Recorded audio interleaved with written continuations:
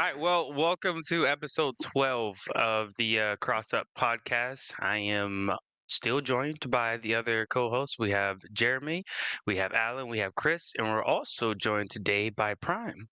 Not to be confused with Optimus Prime, but Prime. Yeah, throw that in there. Gotta always throw it in there. I guess we can just start with Throw the it in news. We can start with all the news stuff this week.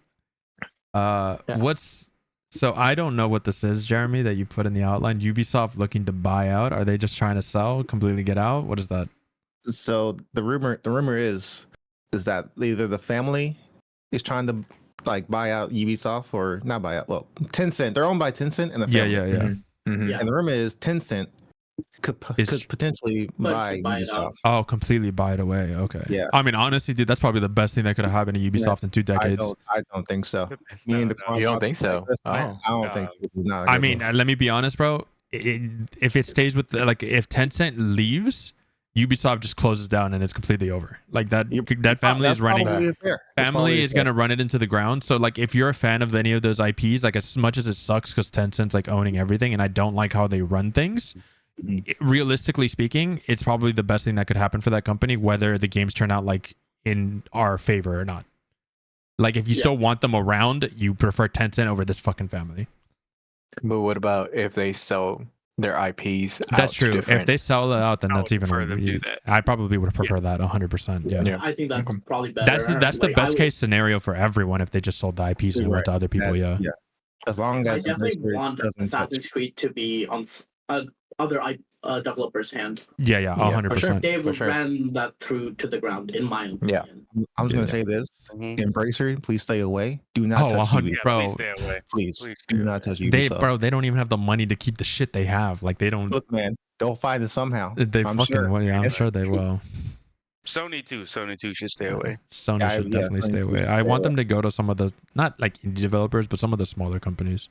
There's some really like smaller companies, like even under Xbox or that are like standalone that are doing really good work that I'd rather see like one of them do like Assassin's Creed, or even like pick up a Watch Dogs, or even go into like the next version of The Division, or just something with more creativity and maybe better optimization. Yeah, Splinter Cell would be dope. You know what, bro? I'd prefer to have I'm still waiting for this shit. Bro, I'd be down for another Ghost Recon, and not like this 4-person open world, like an old school Ghost Recon type shit. That'd be dope. Okay.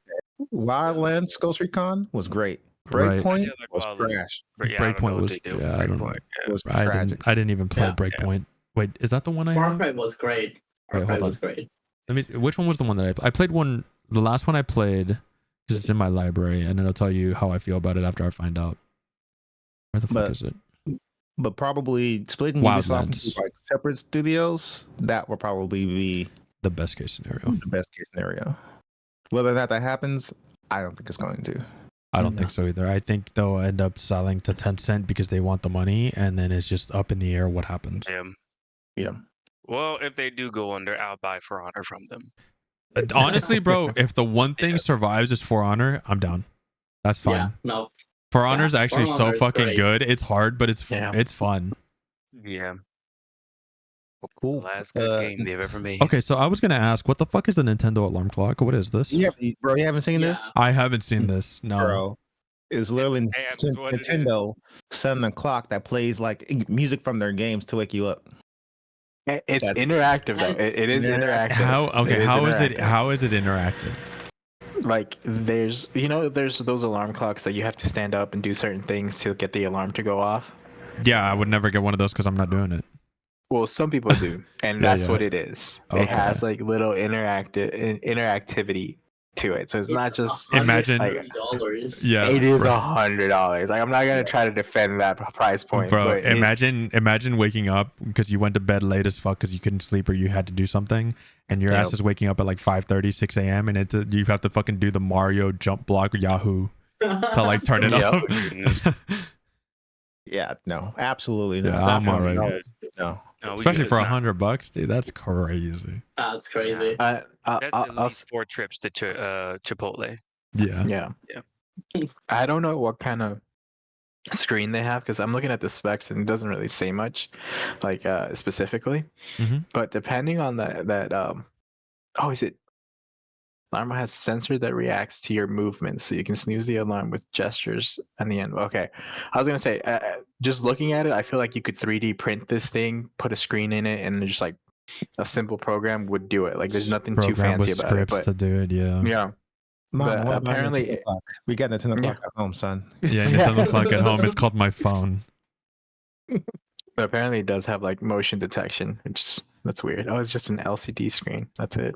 Oh, Yeah, that's not even Brightness anything sensor, new. motion sensor, notification button. I Sorry, guess let me look this 100,000 up. people will buy it day one. Yeah. So, Oh, they will, dude. This is gonna go up on eBay the second it goes live. oh yeah. They're gonna be trying to sell this so much. Just wait like a couple months and it'll be in the Wait, Target discount section. Is it a limited like drop?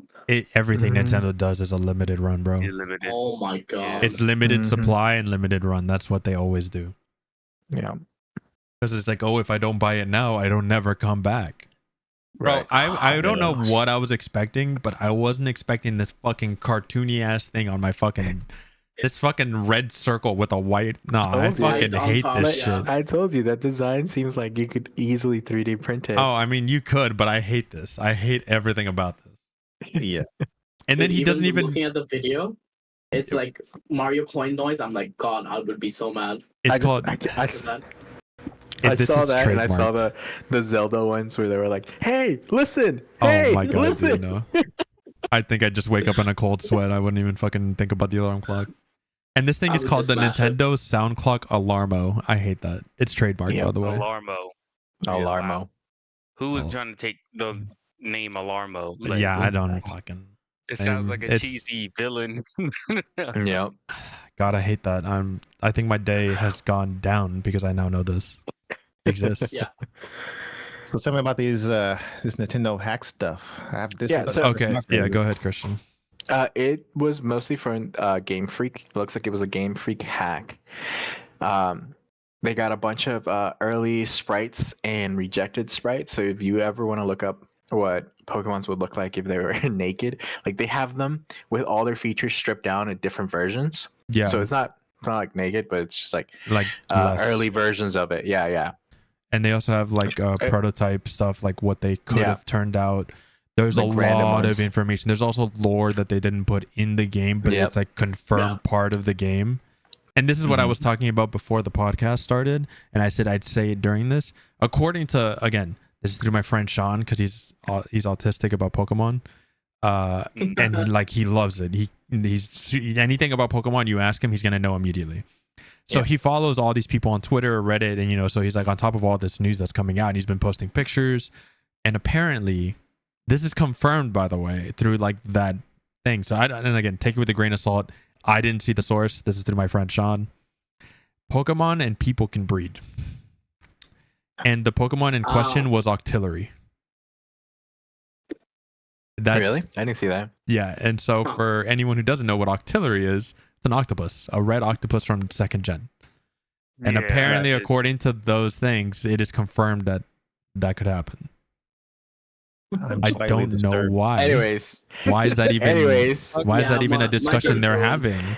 Listen, reportedly the next Pokemon game is going to be codenamed Gaia.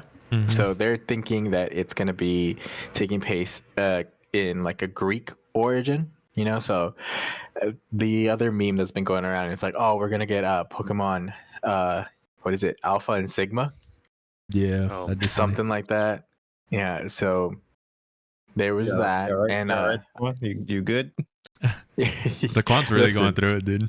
Yeah, it's just what the news says. But yeah, apparently Game Freak acknowledged the leak like 2 days ago. Yeah, They apologized, and apparently it was like some third party that they contracted out. And yeah, they leaked out everything.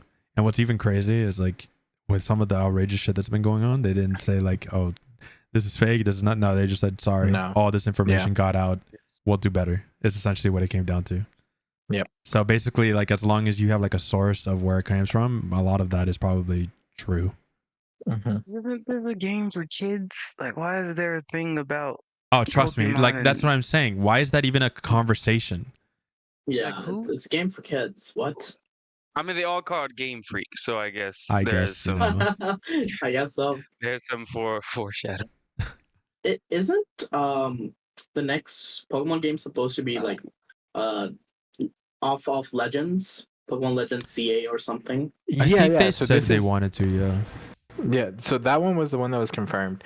The one I was talking about, Gaia, is supposed to be the one after this one. It's like the next I see. actual Yeah. main Pokemon game. Like Oh, next okay. generation, yeah. The next Pokemon. Because Running Go out of game. ideas. That's what I'm hearing. I'm personally looking forward to Black and White remakes. Dude, honestly, I still think Black version 2 is one of the better Pokemon games out of the whole lineup. Like my favorite is Crystal, and then Emerald, and then Black version 2. Okay. And then Black It was version on 2. your list. Yeah. Emerald, I mean, dude, Emerald is one of the best ones.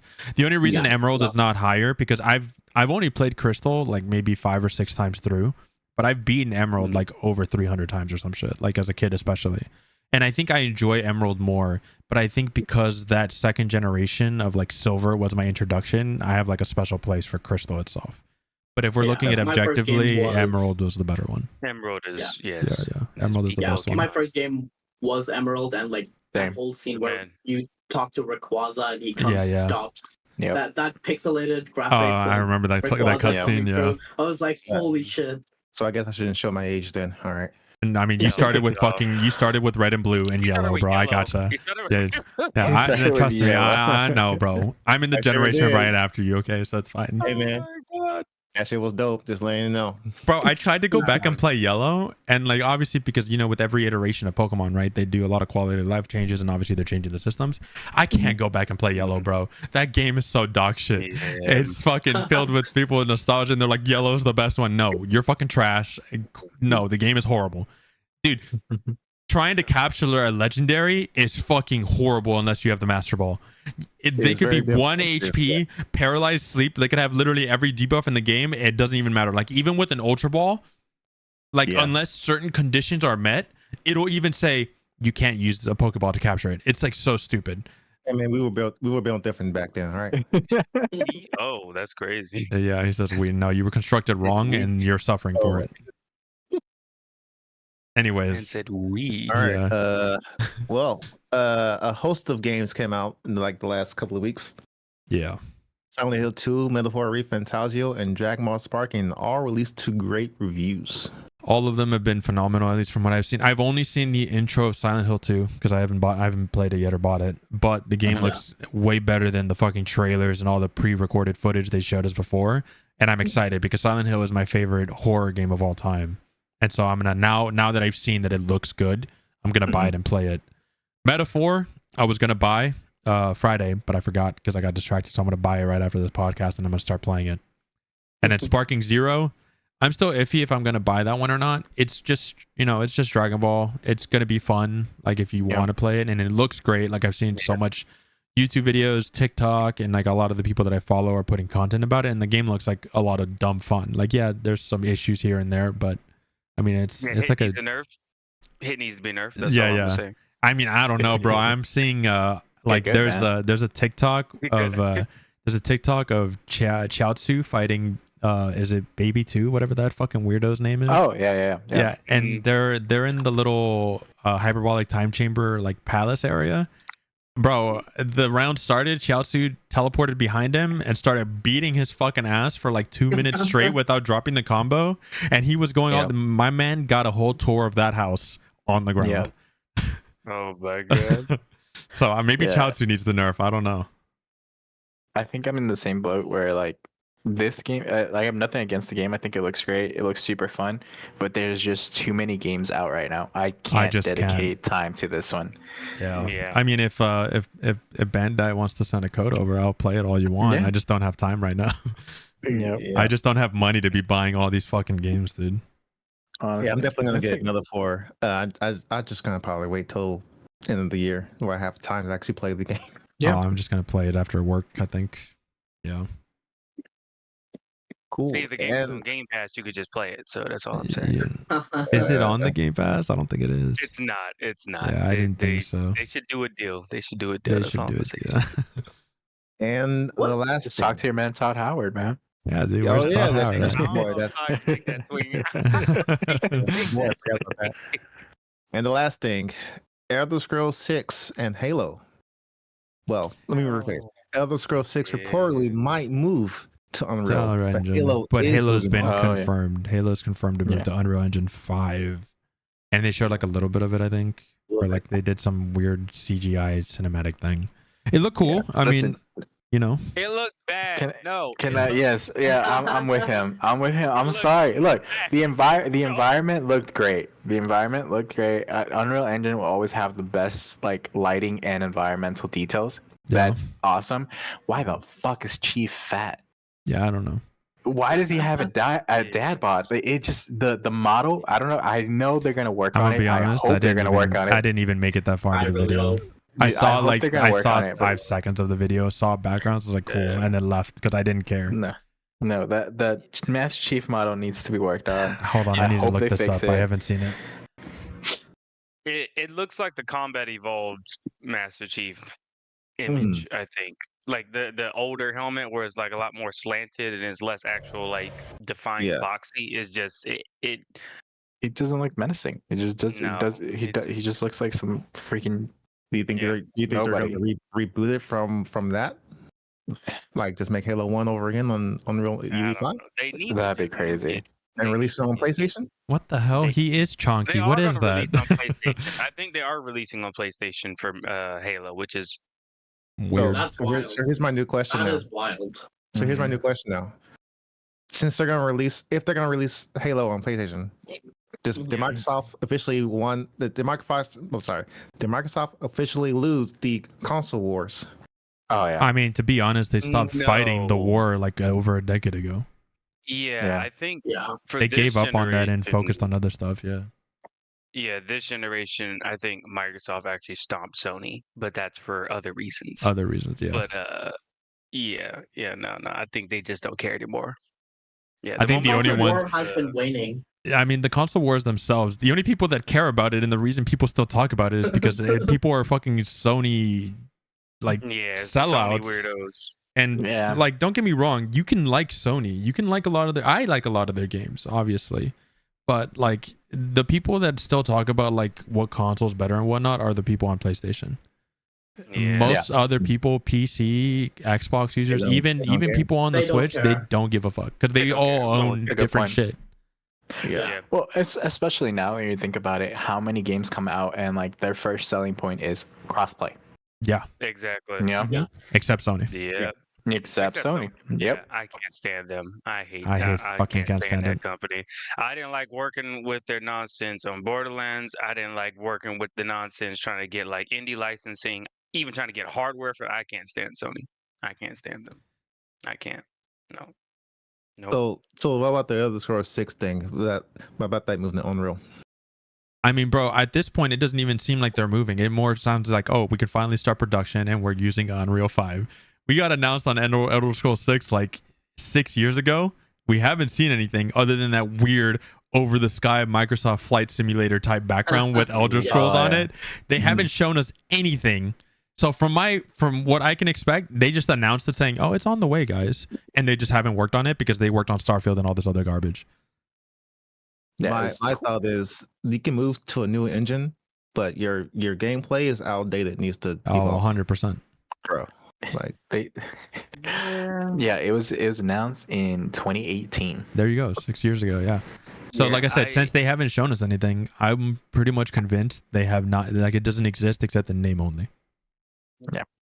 I think they're going to shoot themselves in the foot with this to go to Unreal, primarily because Bethesda titles now, I mean, it's like what they've been for the past, I guess, like 10 years. But right, Unreal's not like the easiest platform to have like mod support for your games. Like unless you're Epic and you really know what you're doing, it's kind of difficult to pull that off. And I'd be assuming if they do switch, they'd use game playability system, which has some security stuff already. So I don't know how much access players are going to have to actually mod if they release it using UE5.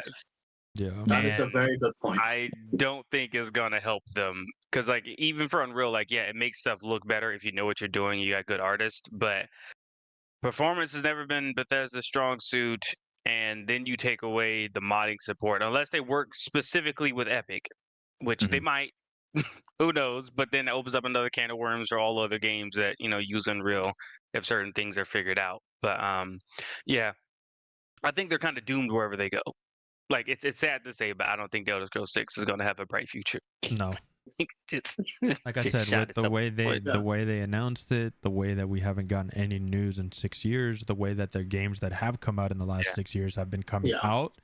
Like I said, dude, unless they even okay, I believe it's not existent, and then them announcing is like them saying we're starting production. But if they have been working on it, why the fucking engine swap 6 years into development? Yeah. What's the issue? And like, I'm sure it was a conversation to happen within the 6 years. Yeah. Right. Yeah. Right. Well, I to be fair, I don't know if this would be possible, but is there a way for them to have been working on that Switch before the announcement, like way before the announcement, just behind the scenes? Yeah. That's what I was 100%. about to bring up. There's definitely a possibility. Yeah, both CD Projekt Red, Bethesda, and a few other companies, I will not say out loud, but multiple companies do like the dual like development and like testing to see whether or not they can actually pull the core of their game over. So for Bethesda, which I would say that I'm pretty sure that they were doing something a while ago, like before UE5 was like solidified. Right. Yeah. Okay. That's what I was thinking. You know what it is. I'm pretty. He was literally gonna say they've been porting Skyrim over to Unreal Engine 5 so they could see how it works. Yeah, I got you. I knew that the minute the smile popped up on your face, that's what you thought. I would be honest. I would do it if I could. If I had the time and they gave, I would sit down and do it. I would definitely. Do you not like remasters? I don't. I don't like remasters. That's a remake, actually. That would be a remake. Oh my god, it's a new engine. You're right. It would be a remake. New engine. Look at that. Damn. I think the whole point of Skyrim was like, I think the mods like made the game so much alive for such a long time. It improved graphically, also like crazy amount, and the mods gave it so much replayability for years and years. If they don't support modding that, it's gonna be a huge issue. Because I was trying to look up what games are even on Unreal Engine 5 that are even playable right now, and there isn't like a whole lot. Like I think Dark and Darker is on one, but like that's like an online service type of game, so it's like you don't really mod that one, right? So I haven't I think Anotria, like that Dark Souls style one that came out recently, is on Unreal Engine 5. So that one I don't. Lords of the Fallen is a UE5 too. Yeah, and so like I don't think a lot of those, and Black Myth is on Unreal Engine 5. And so I don't know. Yeah. Cool. Yeah. And so I don't know how much mod support those games even have, if any. Yeah. Again, the last little. Oh, okay, my bad. The last little tidbit is 343 rebranding to just Halo Studios. It's dumb. Whoever made that logo, go back and try again. Yeah, for real. Oh, there's a logo. There's a logo. Look it up, dude. It's so ugly. Like what? What graphic designer said yes? That. Like who the hell? It's the same guy from the iPhone. It's the same dude for iPhone. Oh my god. Yeah, you see that, dude? That's I see it. It's so just like what it like 343 was so clean. It was such a clean logo. That looks like a 2006 logo. Like they just took it straight out of. I already hear like Disney, like Disney XD. If you remember, like the Disney XD. Yeah. Oh, dude, I already. Like what? I already hear Paralyzer by Finger 11 playing in the background. Oh my god. Dude, I fucking saw that and I was like, there's no fucking shot. Like I would have maybe been more not even I wouldn't have been okay with it. I would have hated it anyways. But like it's the same fucking studio. Why rebrand? We know your shit. You don't know how to handle this IP. Why keep doing it? You rebranding isn't going to make me forget the last 10, 15 years of Halo. No. Well, that was going to be my question. Were they working on anything else other than Halo before this? No, right? Yeah.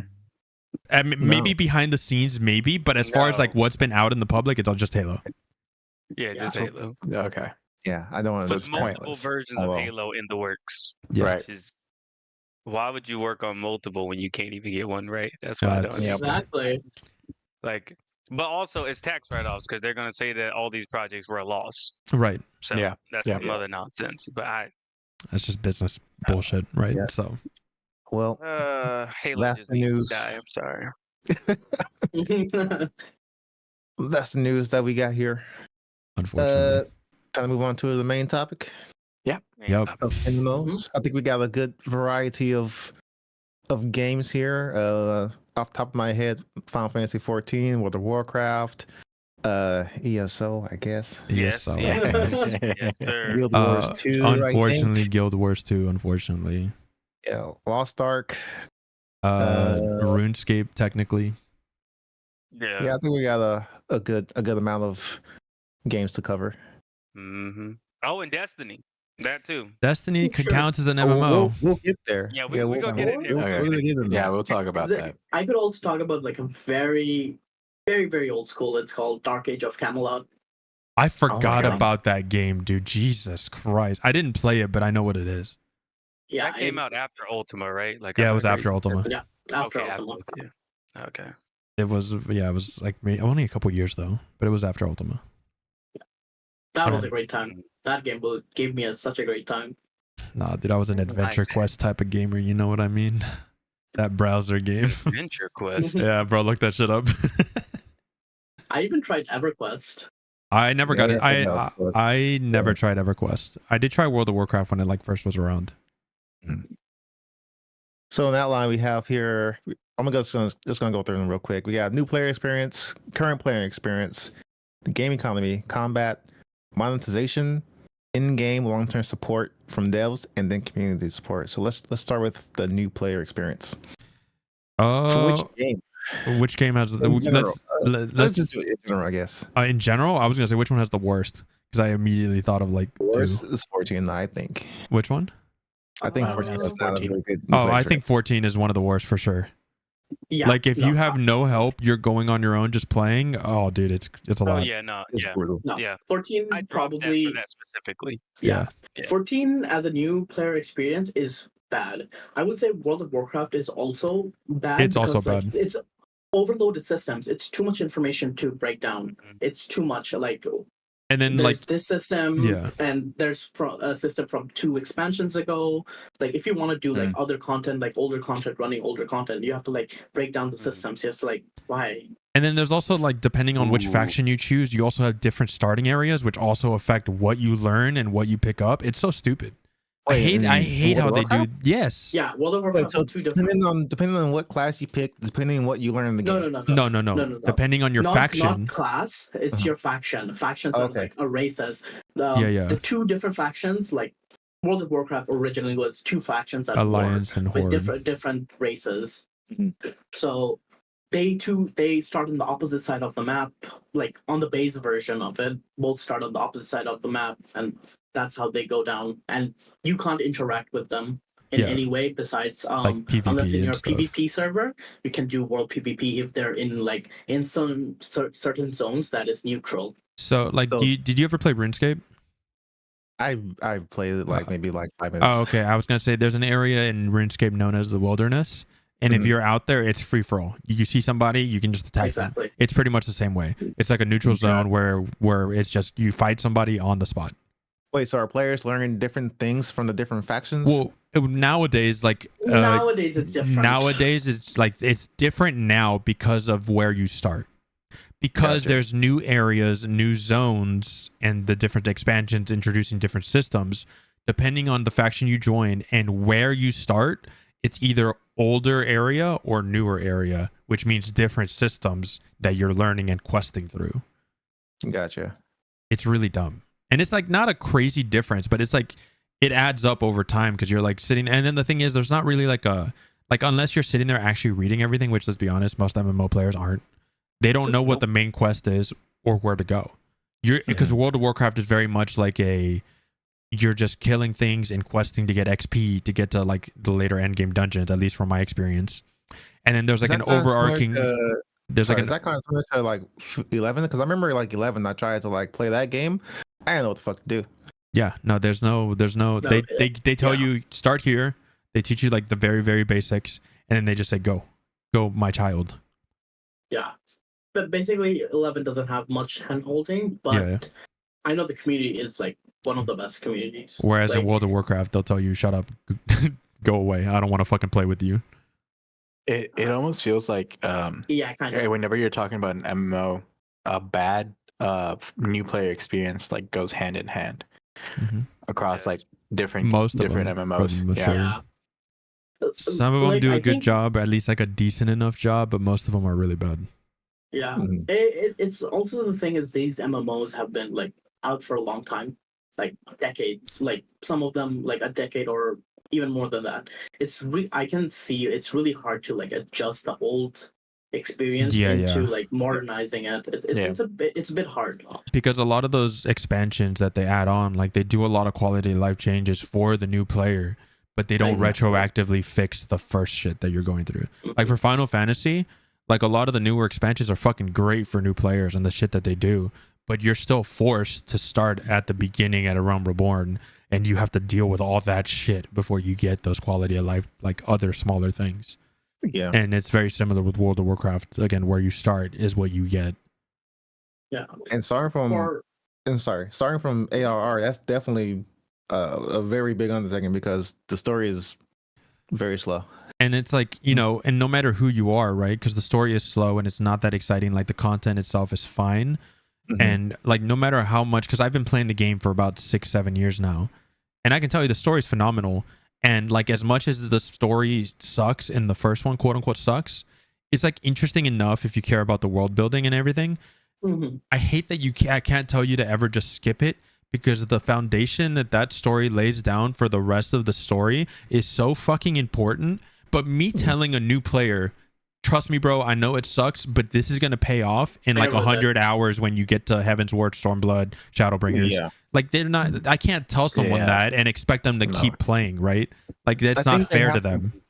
I think they have, I think for them to do that, they have to be, first of all, they have to be a Final Fantasy fan. And not 100%. Yeah, and a fantasy fan, yeah. Or JRPG. And they like the story, they're gonna 100% go through the story. But if you're just playing MMO, that could be very tough. That's the big one, yeah. It's not a game for MMO players to like just deal with the first starting experience. No, and I mean you have to be a fan. I mean, even and Yoshi P has even said it. Like Final Fantasy 14 is a game for Final Fantasy fans, not MMO players. Yeah, pretty much. And like, I get it, right? ESO. Oh, I don't want to fucking start with you, bro. I'm having a good day. Okay, what about ESO? What about new players Okay, for ESO? What about that? Before you get started, Daquan, I want to give you my personal experience because I did play the game. Okay. And I even logged back in to see where I was. I was not very far. Me either. I logged in and I bought it because me and my friend Austin wanted to give the game a shot. We're like, well, let's find more games to play together, right? And we, you know, Elder Scrolls Online, people, you know, there's like a new expansion coming out. It was on sale. I got the gold edition. I went out. Daquan, I gave it a fair shot. Okay. I made my character. It took me like 20 minutes because I actually care about what my character looks like. I went in. I was invested. I named it. We started. I can't remember what it was, but we started in different areas. And I don't know if that's race-based. Is that race-based?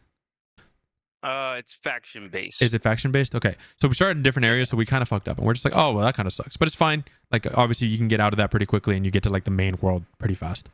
So that was nice, I will say. Like, as far as, like, the little beginning stuff to, like, get to, like, you know, you playing the game, at least from my experience and my memory, because it was a few years ago, it was pretty quick, pretty painless. It didn't teach me, like, a lot about their whole systems, but it gave me the basics. And then I started kind of doing the quest with Austin, and it was kind of boring. And then the combat is super stiff. And it just felt like I was playing Oblivion. And why do I want to play Oblivion with friends? And that's why I stopped playing. I had a similar experience. Yeah. Interesting. I have a buddy that's also played, and he said he stopped playing because he thought the thing was boring as well. Yeah. And again, I didn't get very far in the story, but like the beginning part was just kind of like, why am I doing this? I'm just walking around grabbing shit for people, like normal MMO shit. Yeah. I think, and this is why I like ESO, I would rather experience a slower, more boring beginning rather than being overwhelmed. Oh, 100%. I think that's like normal. Yeah. Yeah, for for ESO, I will say I think the first time I played it back in like 2014, yeah, I was bored. I was like, oh, well, this isn't Skyrim. This is something else. But I'm like, okay, well, how do I go from here to here? The questing was whatever it was. I didn't really like the design work. Yeah. But overall, it's like, I sit back to go and like think about it, and I like took a break and came back to it again this year, and I'm like, oh, okay, this is why there's so much breathing room, because literally once you hit level 15, everything just goes back to back to back to back. Yeah, It yeah. just keeps going. So I don't know. To me, out of the MMOs I have played, ASO has had the best ramp up as far as like a player experience. But that's for me being someone who enjoys the slower stuff. Because I tried to Final Fantasy, again, not the biggest fan, but even so, I was just like getting to the first city. I'm just looking like notification, notification, Yeah, it's a notification. lot. Like talk to. I'm just like I don't. And then I tried Guild Wars, I think, on PlayStation, and I think I just closed it down during the cutscene. Yeah, Damn. Now, I never gave Guild I Wars was like, a shot. no. I No. have no idea. So real quick, as like a clarification, I didn't have a problem with the Mhm. story itself, even starting boring. I did drop the game Yeah. because of the combat and the gameplay.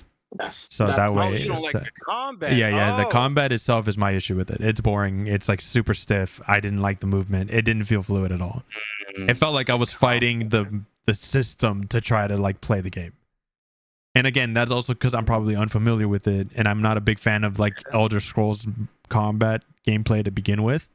But yeah, it felt like I was fighting against it, and I was like, I don't want to. I'm not even enjoying it. Like I'm stressed out. I'm trying to fight this fucking lizard, Mhm. and so like So that's you- my issue with it. So most people here play Final Fantasy, though. Yes. I think everyone except Okay. Chris. Yep. Is that tap target? It's tap target. Yes. Tap target. Yeah. Okay. Okay. That makes okay. No, Yeah. I'll say I have also like dumped 10,000 hours in Guild Wars 2, so I know also Mhm. action The action based combat. Yeah. And I will say, I played Guild Wars at least for like 10 hours. Mhm. I dropped that Mhm. game too, because So what about that new player experience? for Guild Wars, Yeah. For Guild Wars, I think I never it's a played bit the game. better. it's better. It's a bit It's- better. it's- It's more condensed and it's not too overwhelming. There's not too much information thrown at you. They throw you out and they like slowly build up on it. I think the new player experience for that game is pretty good.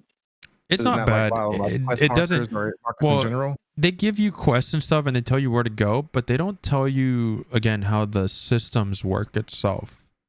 Mhm. Like if you're Yeah. trying to play with a friend, trying to figure out how to add a friend to a party type shit is really hard. Like without help.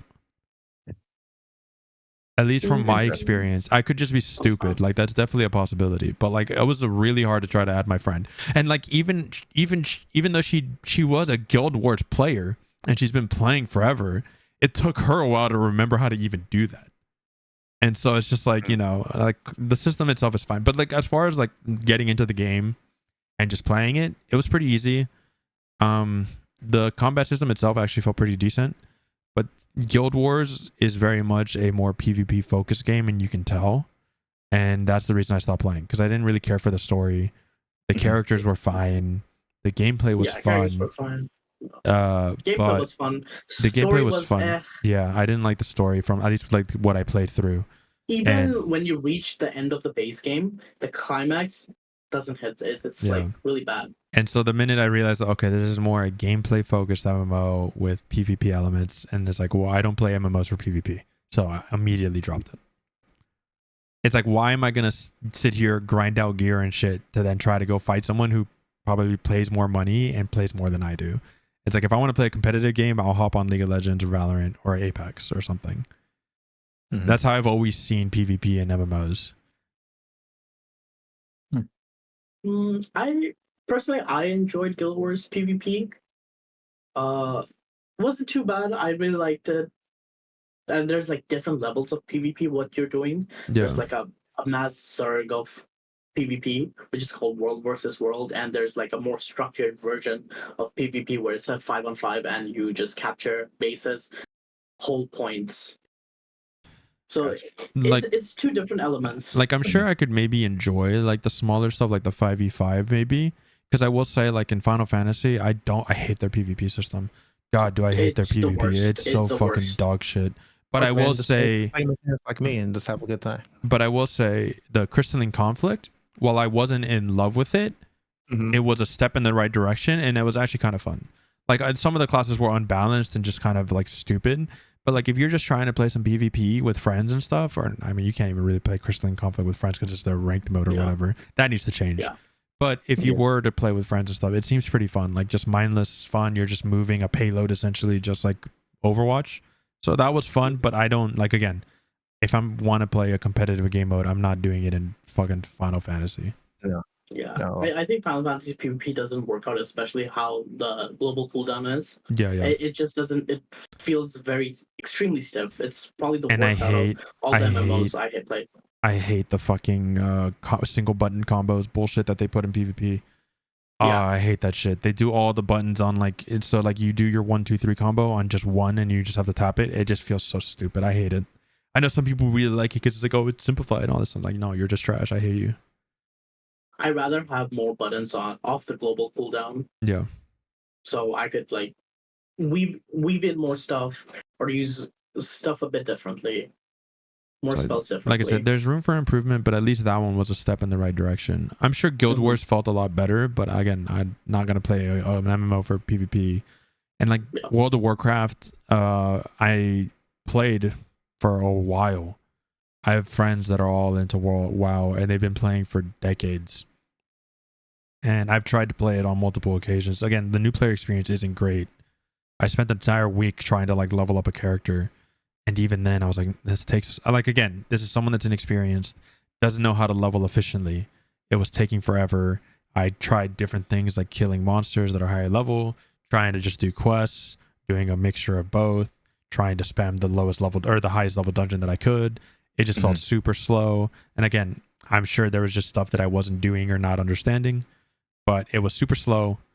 I didn't love the combat. It's very much a tap target game, just like Final Fantasy, but it feels weirder because there's like the global cooldown is faster than Final Fantasy, but I have Mhm. less buttons to press, and there's like not very much off GCD stuff. Not a lot. There's some, and again, I yeah. wasn't max level, so like obviously Mhm. take that into account. Mhm. I think there's also like some classes also like has more buttons to press and some don't. Yeah, just like any MMO. For example, like on WoW, I play Rogue, and there's Mhm. like a lot of buttons I have to press. Yeah. Like, there's so many buttons to press. Yeah, like I think I was playing Death Knight when I was playing WoW. And that one has some, but it's not like a crazy amount. And again, I didn't know what to build. I didn't know what gear to get. Mhm. It doesn't really do a good job of explaining that shit either. I mean, I don't think any MMO does. Yeah, Uh, no. I don't think so either. I think But my biggest problem is like. All right, 14. somebody's gonna say ESO tells you what to build. Oh, go ahead. So actually has a recommend tab for your character. Well, I mean, so does Final That Fantasy, it'll- but I don't 14 trust does it. too, yeah. I don't I trust that mean, shit. It's wrong every time. It's pretty. But I guess the conversation pops up too. Is like, Optimization. are you talking about a new player experience or a new MMO player experience? I'm talking about a new MMO player experience.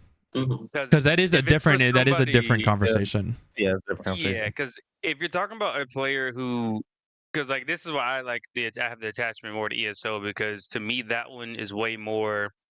You haven't played an MMO and you're trying to get into it, then I would throw someone to ESO. But if Probably, you yeah. played other MMOs, then go to like Final Fantasy or go to like Guild Wars, Yeah. because I get the more intricacies that people want after you played X amount of them. It's kind of like a fighting game. Like you don't.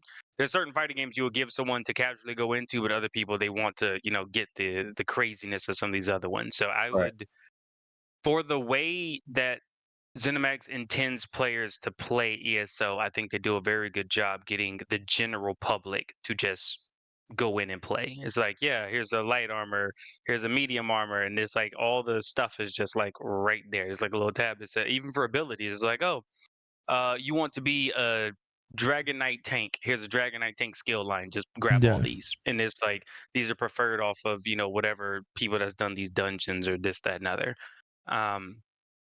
But yeah, I think they do a pretty good job at like guiding folks through the Yeah. process. I don't use it because I don't, I mean, I won't lie. I do look at it after they do certain updates because I'm like, did y'all update it in this? Like, what's the preferred method for whatever?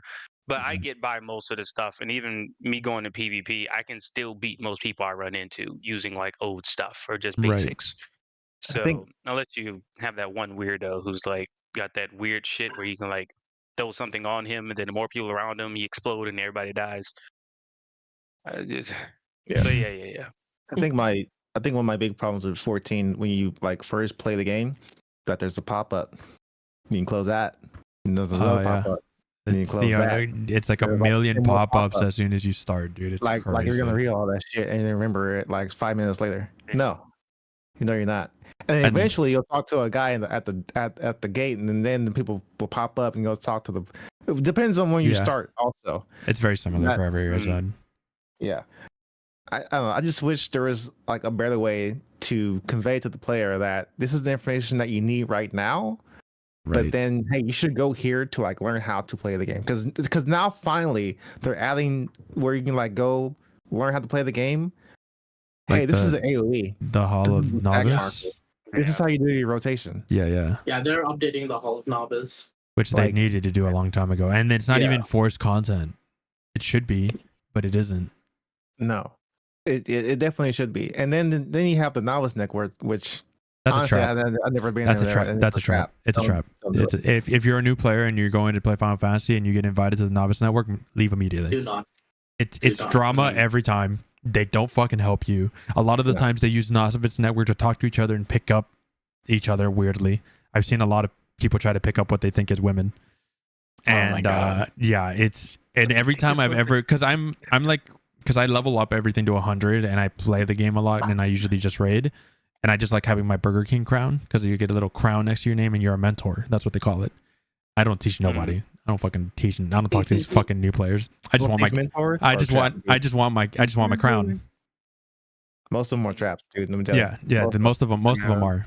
But so I've been in the Novice Network multiple times. It's like, oh, maybe someone knows, like someone asked something very specific and I can just answer it, right? But no, every time I've joined, in less than a few days, it blows up, people arguing, and it's like cursing, slurs, it goes crazy. And so if you get invited to the Novice Network, don't join. You're better off literally walking to someone who's max level and just straight up asking them. Most people, especially in Final Fantasy, are willing to at least help you out really quick, and they'll go back to doing whatever they were doing. Yeah, they'll definitely just like take their time and help you out with whatever you have a question about, or like you're struggling with something. So you're better off doing that. Novice Network is a joke. I will say there is one MMO that we haven't brought up yet that is the best at all of this, All right, let's hear it. and that is Warframe. Oh, I hate to even give, because there's just something about the demonetization. trust digital me. streams. Why? I ain't even.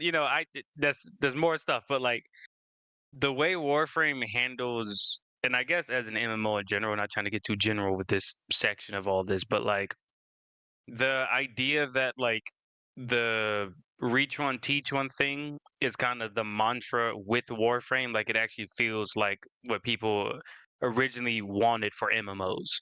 right. Like you kind of want to assist folks because it makes it better for everybody once they're in, the sortie, or everybody's into different missions. It's like, oh, I'm in this little fashion frame area. This guy's like, oh, how'd you get that? Oh, I went over here and did this. And then, oh, you got these type of relics and this, that, another. Like everyone's trying to help everybody, and it's just hilarious.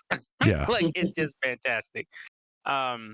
Yeah, I really like their pacing for beginning the game, getting your ship, doing all the modules. Like they found a really good formula, and I don't understand why more people don't just copy what they've done. You know Yeah. what? for the You're beginning. right.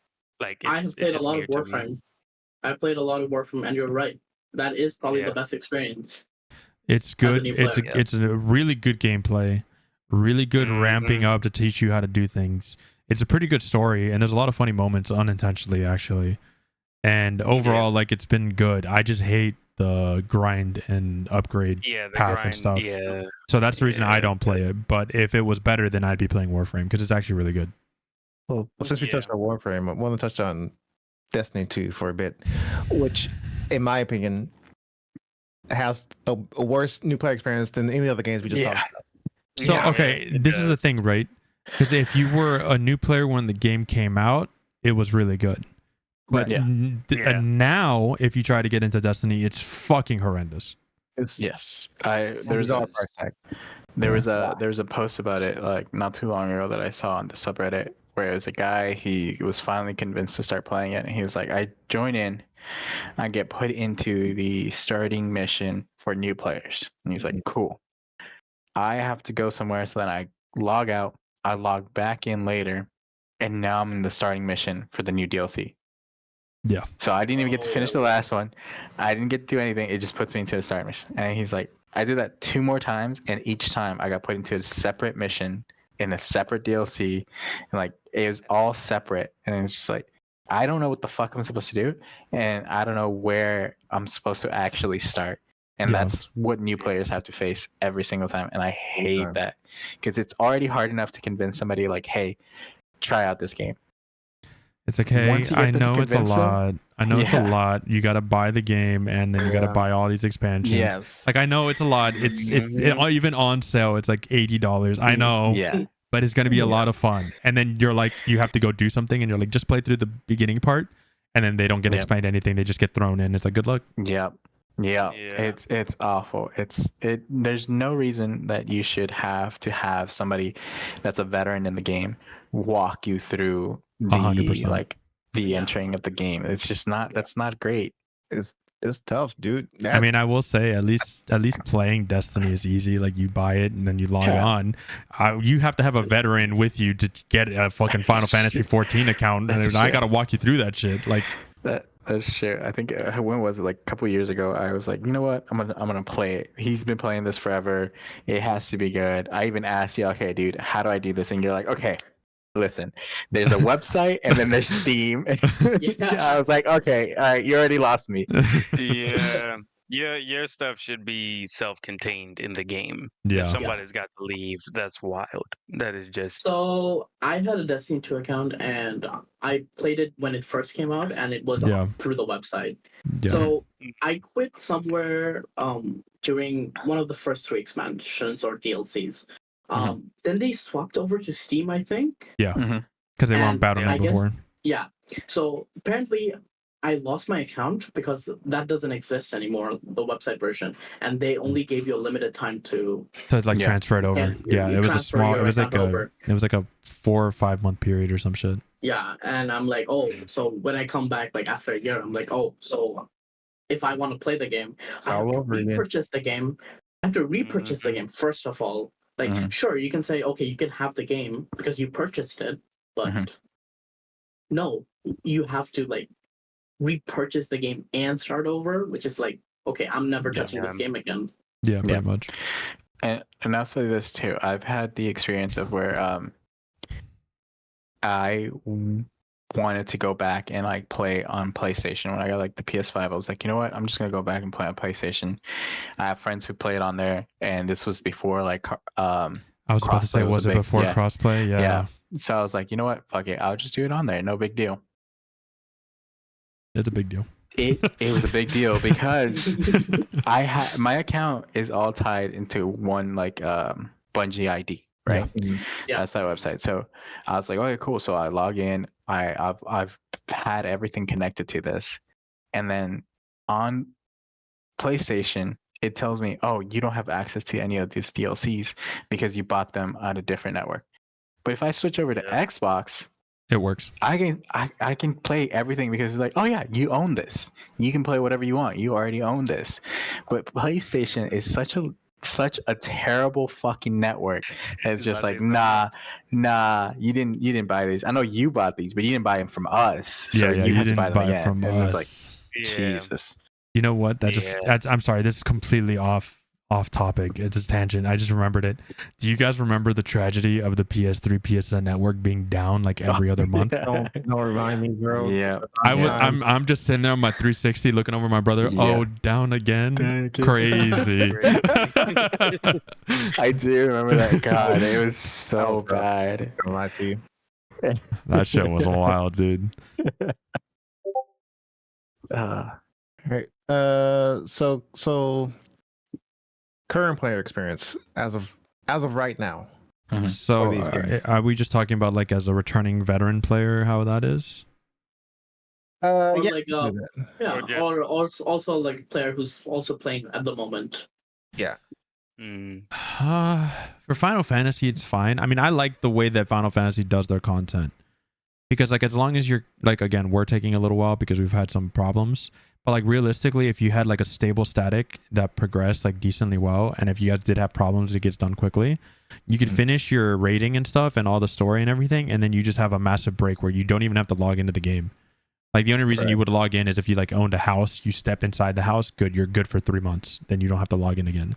So I like the way Final Fantasy does their thing because even Yoshi P's like, yeah, I just want you to play my content and then just take a break. Just resub when you come back. And so I've always liked that way of MMOs because it lets me play other things. And like I've stopped raiding as much because I liked having that freedom of just playing like Tekken, League of Legends, or all these single player games that come out. So I like how they do it. Unfortunately, MMOs don't do that normally. No. But I think that also comes with a problem that like I'm facing with 14 is like I think it's too predictable. Oh, 100%. And it's too boring. Like I wish they would try something more new. Like sure, keep the formula the same, but try like experiment a bit more on like maybe on one area. Just experiment a bit more. Yeah, it is very I much. think they tried to do that from time to time, especially with, like the Criterion dungeons that they come out with, and then like the new chaotic alliance raids are coming out with. I think the ideas are there, but the execution is bad. It's really and bad. It's not even because the content is bad or anything. Because I've seen the content for the Criterion dungeons, and I am excited for the chaotic alliances. But like for me, right, if I'm gonna take the time to do that stuff, reward me for it. Why am I doing a Criterion dungeon or Savage Criterion dungeon, and it takes all this time to like prog through and learn, some more than others, and then I don't get anything for it? No you gear. You just get a gem. Yeah. Material. Like why is Yoshi P and the people at Square Enix so allergic to parallel progression? I can't stand it. That's a random question, but how many people play Final Fantasy? Like, what's the player count? I think like last time they announced it, it was like 25 million registered users. 25 million registered. But that was also around the pandemic time. That was pandemic times. I haven't seen current numbers. Yeah. We'll get to okay, yeah, because I got something. We'll get to the monetization part, but Yeah. Yeah. Even is that next? Actually, wait, no. Current player experience. ESO, I'm just gonna say I think is just kind of it's coasting. Yeah, it's coasting. It's coasting for sure. It's just coasting. It's just it's I don't know. ESO has always been more of a casual time just to hop in as a one-time purchase. So that I guess new expansions are doing okay. And PvP sucks right now. I will say that. The PvP definitely is rough. I don't know what other metas people have decided to run with these days, but it is ruining a lot of people's fun. Gotcha. So yeah, but they're reworking the battlegrounds, trying to make them a bit better because people are requesting the more curated PvP experiences. Gotcha. And I think they're doing the right directions. Just taking. Is it too casual? Is that what you're saying? No. Well, it's too sweaty. I think it was too sweaty originally. Yeah, the opposite. Yeah, originally it was too sweaty, and now they put it to where there's more breathing room, so people can kind of just enjoy. That's unbelievable. Right. Because usually crazy how out of all the games that people are going extra sweaty, it's WoW, World of Warcraft, ESO. Yeah, like it's just because like people they do like the mobbing thing in Cyrodiil, and they're just always like they're like running circuits on the different campaigns because you can queue into different campaigns depending on like your champion points and stuff. And there are groups that will literally make sure that each of their team members are like the emperor in each of these damn things. So they'll like hop on different characters and rotate around, but they're running in massive groups doing this nonsense. So like anybody that's trying to like run around and do like the Cyrodiil quest, or you're just trying to like get up your like battle points or stuff to get other stuff going on for like the gear, you're more than likely just going to get jumped. And then you're like, man, I just want to make it from point A to point B. Like, I'm just trying to get over here. You just see this massive crowd coming down the hill, and you're like, oh, extra points, time to eat. So it's, yeah, they're adjusting the PvP stuff, but the PvE content's still good. Dungeons are still amazing, and also that's another thing. The dungeon instancing for ESO is fantastic. Like being able to just walk up to a random thing and it just finds you a group. It's like great. Yeah. Or just going by yourself if you're feeling lucky. So yeah, I feel the same with Cheeto, with the 14 in this current like phase. Like I don't mind the story. Obviously, I that's the first thing I play for. I don't mind how they do the content. I don't like to. I try not to rate as much as I can. Doesn't seem like it. You're trying to rate today, crazy. I saw that comment and my immediate response, I was looking at my second screen. No. I mean, I've already cleared the tier. So if people want to do it, sure. I'm not gonna say no. I mean, I'm still okay. So I guess as a heads up, so you know where I'm coming from. I started raiding in Shadowbringers, and I fell in love with that whole tier of that expansion. The way the fights were designed, the damage, the way the classes were balanced, the difficulty per tier was fucking fantastic. I had so much fun. Some of my favorite moments in the game and raids in the game are from Shadowbringers. Then we go to Endwalker. That's why I started. I fucking hate every single raid in Endwalker because they implemented 3 things that I can't stand. Ready? Uniqueness, playstyles, adaptability, and the way classes function in raids. They completely took out any uniqueness or traits that the class had, and they homogenized it. So cool. All the classes feel the same. Cool, thanks. I'm glad. 2, they now have 2-minute burst windows for all classes. I hate that shit. These motherfuckers can't do that shit. They're constantly fucking drifting. Before, we used to have a 1.5-minute buff, a 3-minute buff, 90 seconds. And like there were separate buffs with different timers. And so if you died, you could be like, okay, we have this buff window coming up. There's ways to adjust and kind of like there's more skill expression, more adaptability depending on the fight because of all these different burst windows, so to speak. But now with everything being at 2 minutes, you die at the 2-minute, you have 2 options. You're now fucking completely off from the rest of the group for the rest of the fight, or you miss out on one burst window, really nerf your damage and then line back up and then you like kind of level out, but you're still low. So I hate the 2-minute window. And then 3, it's the worst thing that happened to the game. So didn't that change because of like people on the forums complaining about it? Yes. Because the casual player base that don't raid were complaining about it. Then 3, the hit boxes of the bosses are now the size of the arena essentially. So before they used to be the size of the boss. So if it was like a humanoid boss, the target was pretty small. You had to really get up in their shit, which meant melees had to work for their damage and tanks had real responsibility of maneuvering the boss skillfully to do optimal damage while still keeping people out of AoEs and things like that. Like there was actual, like it felt like real dancing and choreography. As an example, also go ahead. At that point, sorry, I'm gonna cut you there. It's also like tanks didn't have that big circle around say, oh, you have a tank buster now.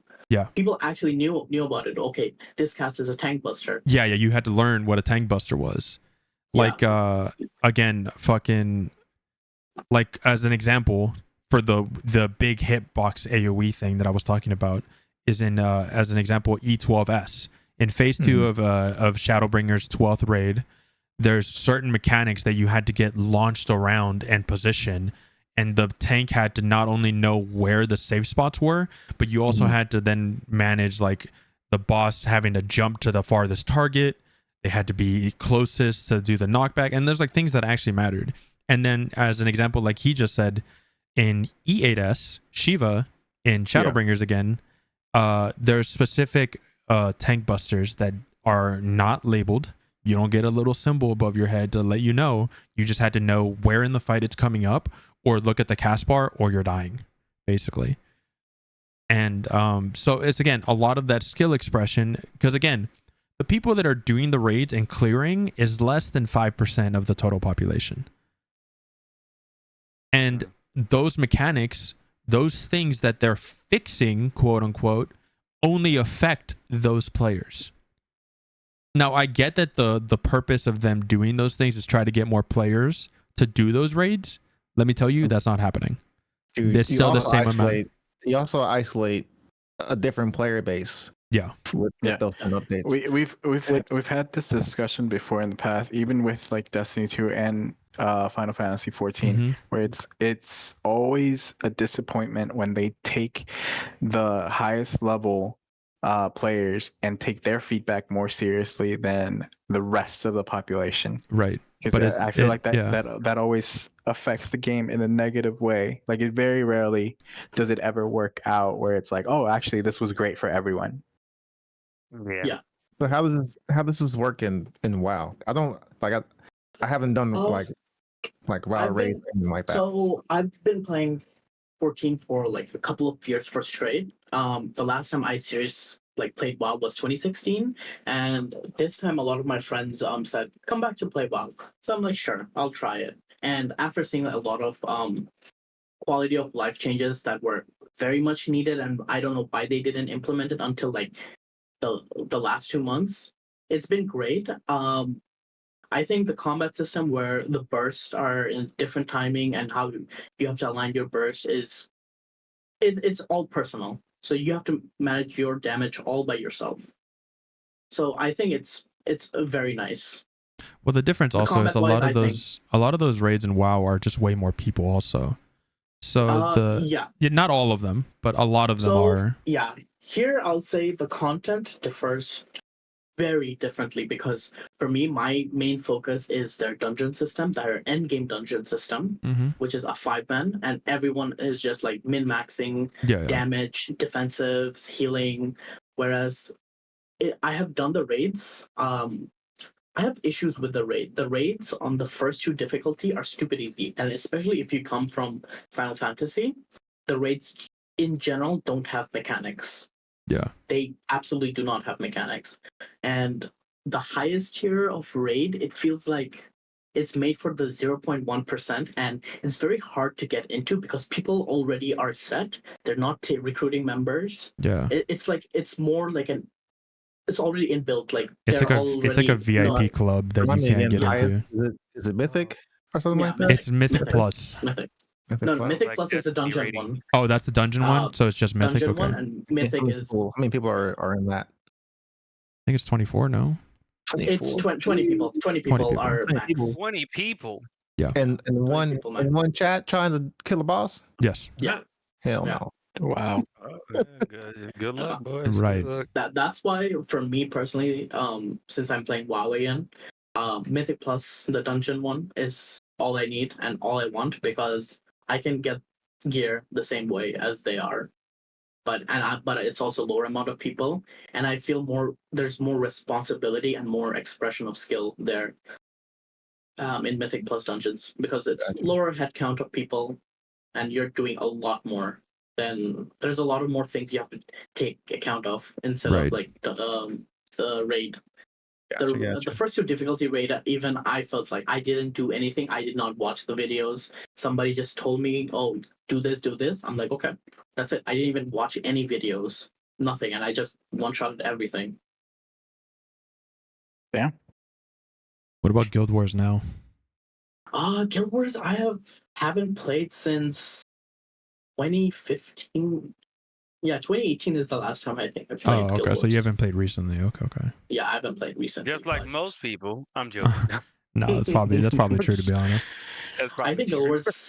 Guild Wars has a new expansion which got more players in recently, and I know a couple of my friends are doing some of the Guild Wars raid again.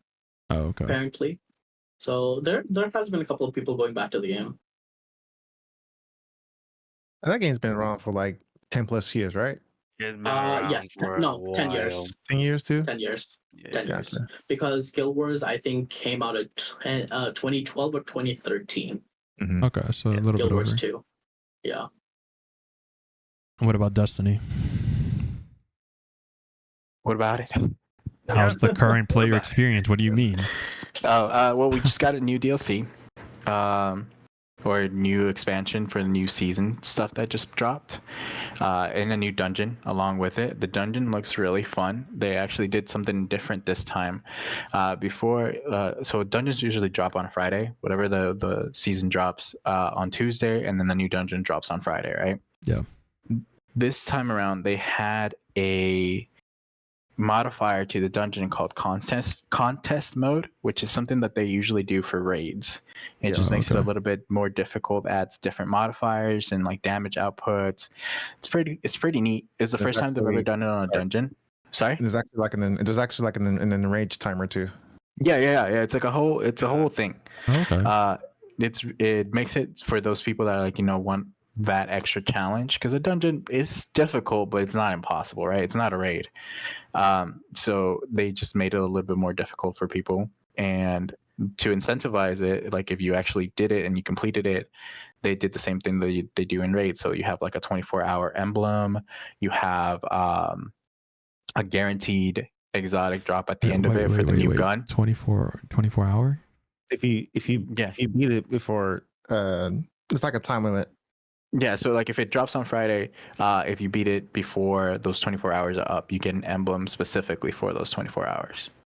Okay. So it's just like a reward. Yeah. I heard 24 hour. I was like, just an emblem for 24 hours, and that's it. And then it goes away. You get to keep it as long as you want. It's just if you beat it within the 24 hours that the dungeon comes out. Gotcha. And since the dungeon's just a 3-man experience, it makes it that much more exclusive, rather than a 6-person thing. But there was some controversy around this one where it was people were saving the checkpoint for the final boss, and then they would go on to the LFG that's built into the game, and and they were charging people either to like beat the boss for them. I know that. Oh yeah. No, I mean it's actually pretty common. It's a thing. Yeah. It's a very common thing. That's in any MMO. Yeah. Maybe they should be able to. Well, it's specifically against the TOS for Destiny, specifically against it. Now let's get this straight. If they're charging real money, it's against TOS most MMOs. That's why they explicitly will ask for in-game currency, or they'll say DM me. Yeah, no. How is they it? Were? Go ahead. Sorry. Wait. Hold up. Why is it against TOS, or you got an issue with something else?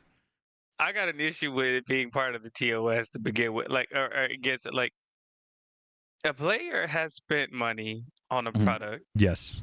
Mm-hmm.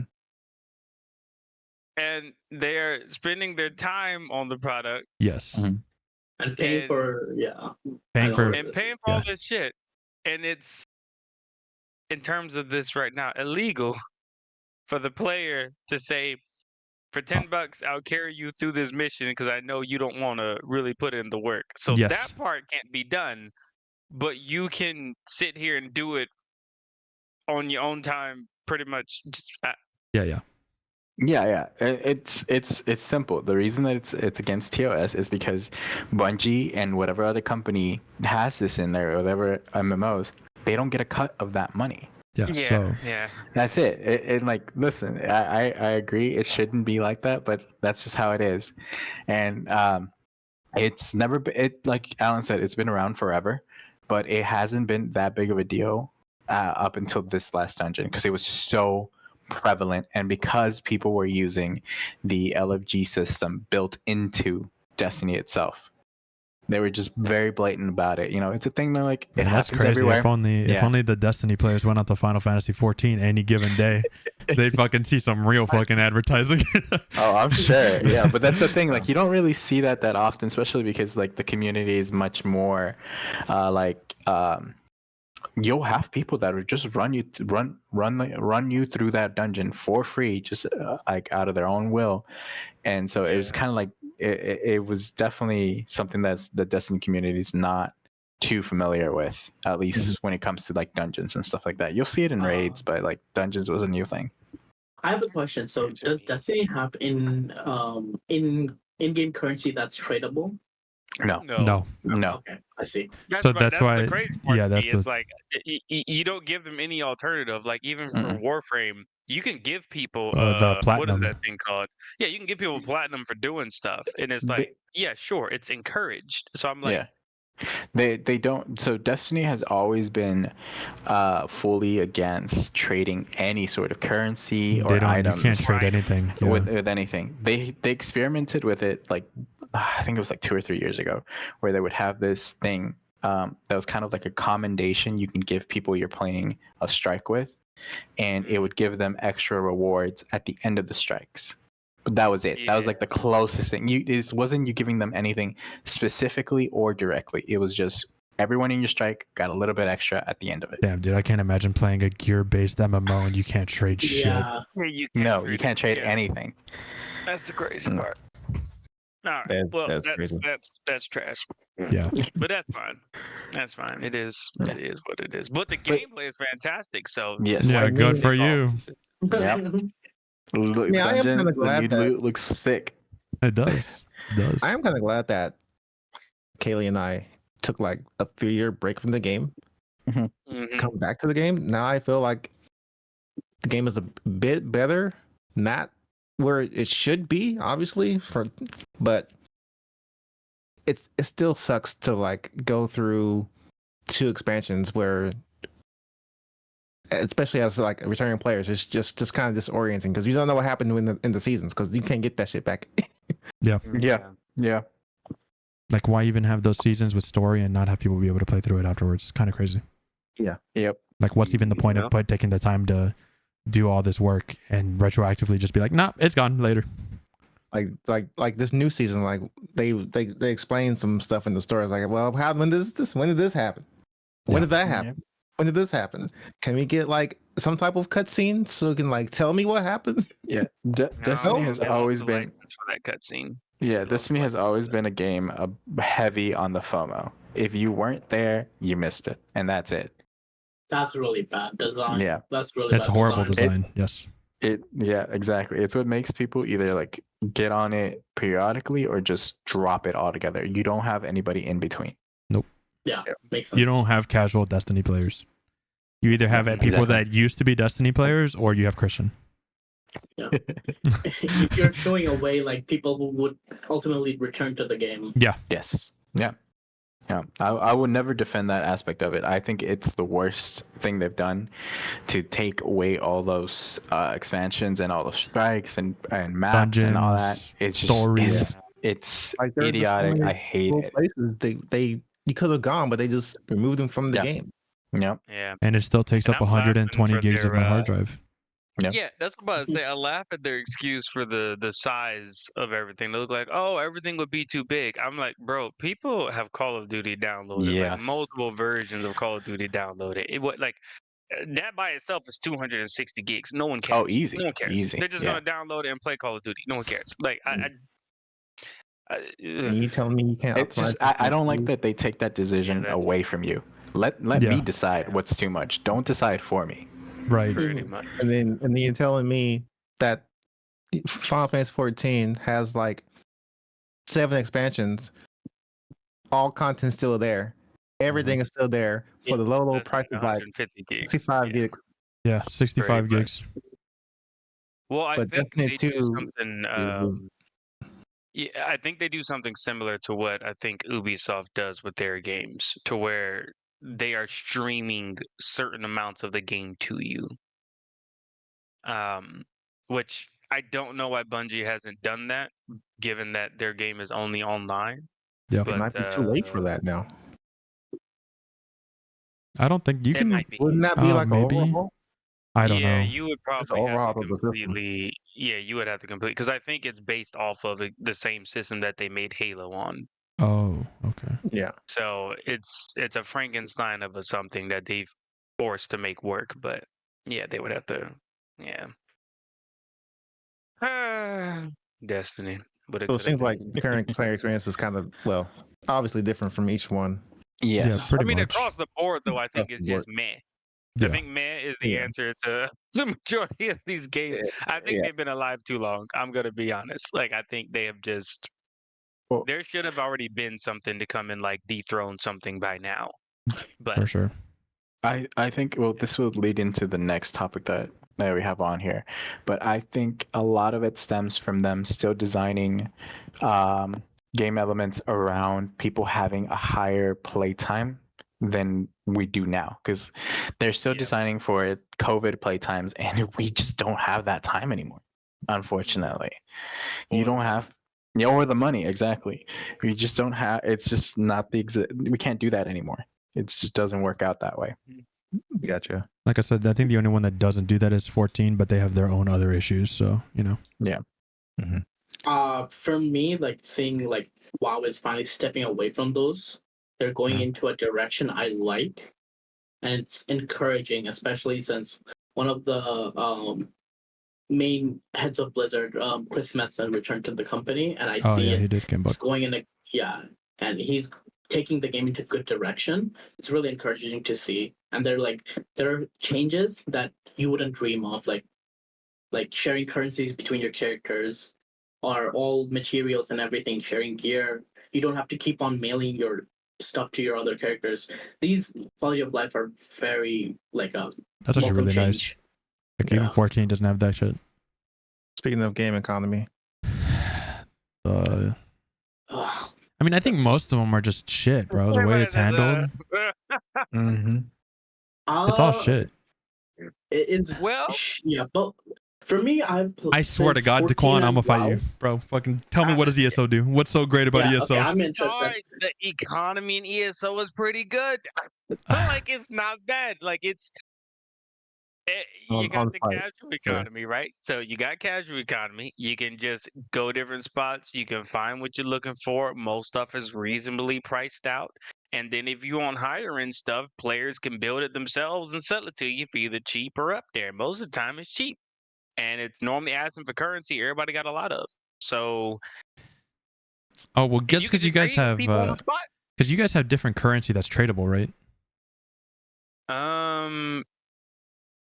Not really, because I mean, you get crowns. You can't really trade them. You can gift people like crowns and stuff. But that's like the premium But currency for the shop, right? yeah, that's premium. Yeah, Okay. yeah. But I meant The like in-game regular non-premium. Yeah. no non-premium is really just gold.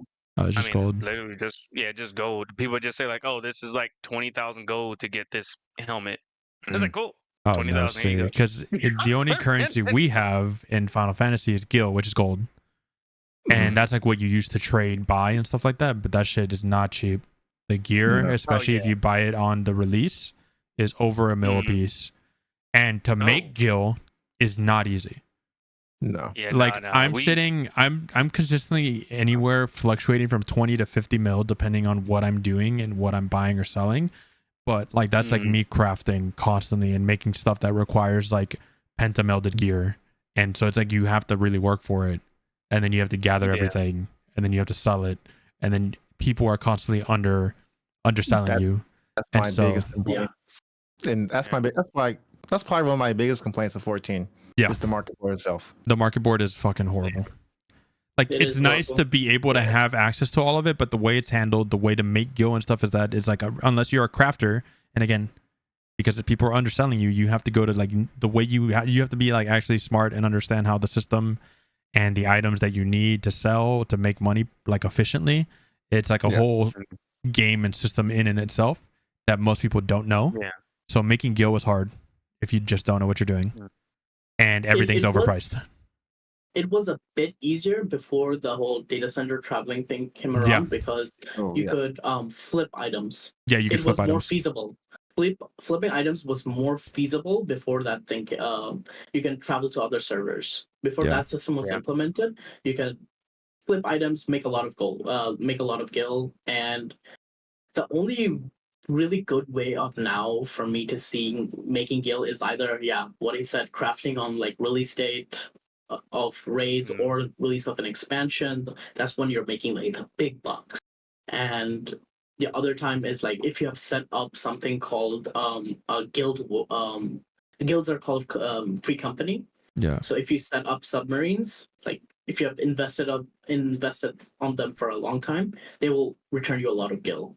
But again, other than that, that's you having to craft all the pieces for that submersible, that submarine, which is a lot of work and gil if you're not collecting it. So it's either a shit ton of time or a shit ton of money.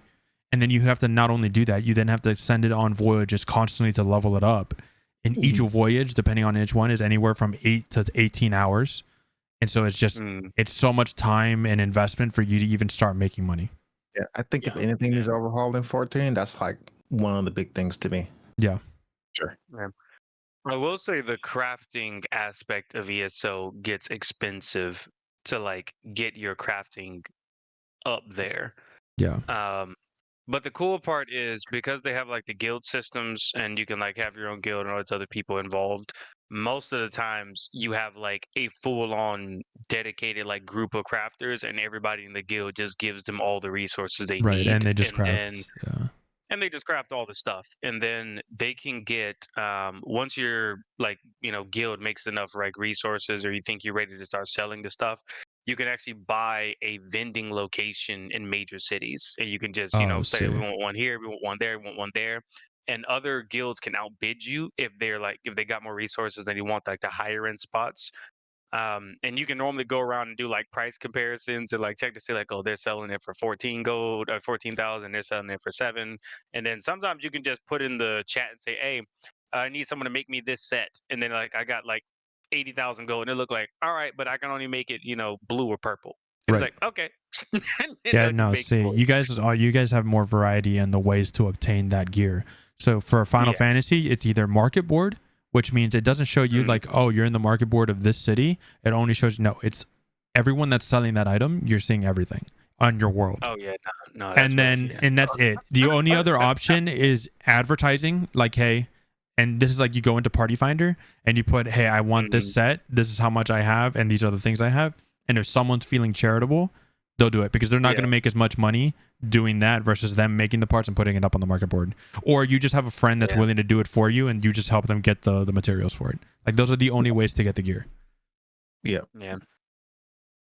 Well, it looked like ESO's economy is booming. Let me tell you, it seems like it. Let me tell you. On site. WoW's on site. WoW's economy is kind of weird. It's I hate it and I also like it in a way because you guys have the auction house. We have the auction house, but the thing is, the auction house or WoW in general has the ability for you to like you can pay real money to get a WoW token. Yes. And you get like gold. And this is also vice versa. So if you have the gold, you can buy a WoW token, and what the WoW token does, it gives you 30 days of playtime. Yeah. So you don't have to pay for the subscription, which for me, that's how I'm mainly doing that. Like I'm not paying for a subscription. I'm just making enough gold just to pay for the token itself. The token itself and just have game time. So I don't have to pay for a subscription, which I like this in general, but it also creates a problem of like it's an actual RMT that is supported by the devs. And it's rampant. Yeah, and it causes a lot of issues because like some people will just like, oh, okay, you know what? Let me just buy some WoW tokens, liquefy them to gold, and you know what? I'm just gonna buy carries. Yep. So I don't have to do anything. So it has its own sort of problems. But if I ignored that, the gold economy crafting, I think they changed the crafting mechanic, I think last expansion, and the new crafting mechanic, it seems to be on a good spectrum because like you as a player, like for example, if I want something crafted, I go to trade chat, say, hey, I want this crafted. The crafters will message me and then you can give them tip if you want. Yeah. But I think once the crafters are spec'd good enough, they can like whatever materials you give them, they once they craft the item, they get the materials for free, and so they can just go on to the auction house and sell the materials. Oh, okay. So there's another way for them There's to like make an gold. incentive for them to also take those jobs because they get bonuses from it. Yeah. Yeah. So I think that's a good change. If in an isolated version, I think that's a really good system, but the WoW tokens are like a problem in itself. It's a good and bad problem. I think it would have been. Fix that. I think it would have been cool, like I think it's really cool that you can make gold to pay for your game time, but I think the fact that you can just buy tokens to use in game for gold is kind of weird. Yeah. Because it's essentially like, oh yeah, you're out of gold, just give me more money, bro. Yeah. It's also a funny thing is like the WoW token, you either, if you pay with it a gold, so you can do two things with once you receive the WoW token, you can do two things. You can add money to your Battle.net account, or increase your playtime on World of Warcraft instead of the subscription. So it's kind of like, it's kind of weird. Don't know how to deal with that. I think it's so funny because you say you can make it into Battle.net currency. It's like, oh, you worked so hard to earn this money that you can now spend on our products. Yeah, basically. Yep. Do we want to touch on Destiny's 2 economy? Or what economy, bro? There is none. Yeah. Their economy is whatever falls on the ground, and that's what you get. Yeah. There is no like trading. There's nothing. The only major change in like the last couple of years has been that they took away. Currency. Yeah. They took away currency. Glimmer? Honestly, no. Oh, it was a different thing that was used. It's like a crafting material, but it goes back towards that thing where like they did this because new players were complaining that it was too expensive. So it's not Glimmer. Is it the purple or is it the orange stone things, the legendary? No. It was these. No. It was like this shards. These the legendary shards. Yeah. Oh. And bro, just farm strikes. Yeah, the purple ones. Yeah. Just farm strikes. Yeah. They took them away.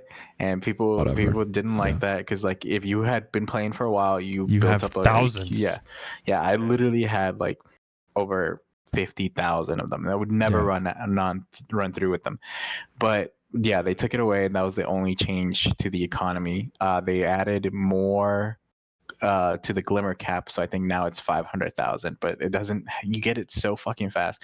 You're not realize they removed shards until just now. Yeah. It's just exactly. You don't even notice it, so I don't know why people are upset about it, but it just they just messed with the economy for no reason. It had like zero effect on it. That's crazy. Mostly because it's so simple. How would they like trading Destiny? I think will be beneficial. Mm-hmm. Yeah. I don't know why we still don't have that. Because it takes away more. It takes away grinding time. Logging in. Yeah, it stops the grind. Like I said, its greatest strength is FOMO. If you missed out, you missed out, and that's it. So if you take that away from people, where it's like, oh well, this guy's account is filled with all the legendaries from this season or whatever, you can just trade with him for it or whatever. Bro, you know how much money I would have made when the exotic came out for the hidden dungeon? It was that sniper rifle. It's like the Nightless Whisper, where you like if you hit multiple headshots, you can keep going. Yeah, you know you had to fight like that Whisper of the Worm. No, yeah, Whisper of the Worm. That's what it was, bro. Yeah. I had done that so many times. I fucking carried like a bunch of my friends through it. I was like, bro, if I could just trade, I'd be making bank off of those. Well, it's like Whisper of the Worm for sale, $10. Something similar to like what 14 does. Where you can't trade like savage gear to someone. You can't trade specific gear. Yeah. Yeah.